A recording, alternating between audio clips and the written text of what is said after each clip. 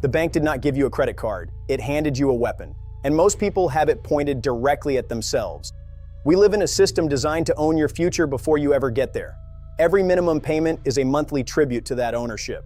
Most people borrow to buy things that lose value: cars, clothes, vacations, things that feel like wealth but actually bleed it away.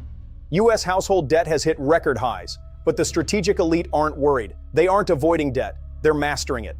Machiavelli understood something your school never taught you. Power doesn't come from avoiding leverage, it comes from controlling it. The wealthy use debt as a force multiplier. If you borrow at 5% to earn 10%, you aren't in debt, you're in profit. Bad debt is a chain around your income. Good debt is a tool in your arsenal that pays for itself. The direction of cash flow is the only metric that matters. Napoleon Hill said that knowledge must be organized and directed. The same applies to capital. Debt is organized capital. Take real estate. By borrowing 80% of the capital, a simple 7% increase in property value becomes a 35% return on your actual cash. This is the power of OPM, other people's money. It allows you to scale wealth at speeds the middle class can't even imagine. But the ultimate weaponization of debt is a framework the elite use to stay wealthy forever. Buy, borrow, die. Step 1.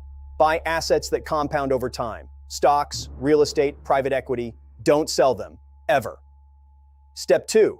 Borrow against those assets. Use a securities-based line of credit. The loan isn't income, so it's completely tax-free. Step 3. Die.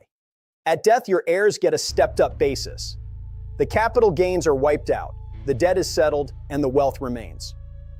Instead of selling and losing 20% to capital gains, you keep the asset growing and use the bank's money to fund your life.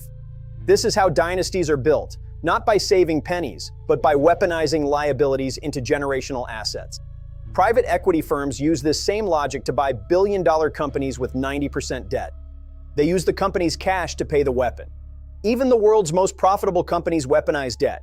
Apple and Google hold billions in cash, yet they borrow billions more. Why? Because the cost of debt is lower than the tax of moving their own money. This is the definition of corporate mastery. Machiavellian finance is ruthless. It prioritizes control over safety. It understands that money follows momentum and power. Debt provides the ultimate advantage: liquidity without loss of ownership. You keep the upside, you keep the control, and you use the bank's liquidity to strike when the market presents an opportunity.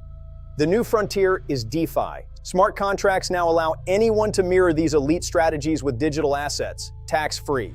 The amateur gambles with debt, the elite calculate it. This isn't about reckless spending, it's about the precision-engineered use of capital to secure your dominance. Master the math and you master the weapon. But remember, the mind is the ultimate financial tool. You must conceive a different relationship with debt to achieve it. Napoleon Hill taught that no one builds great wealth alone.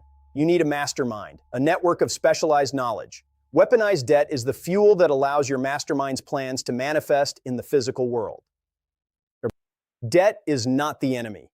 Ignorance is. The moment you stop borrowing to consume and start borrowing to build, the weapon changes hands. Conceive the strategy. Believe the leverage. Achieve the wealth. Dominate your mind. The mind is the money. Debt, the strategic weapon.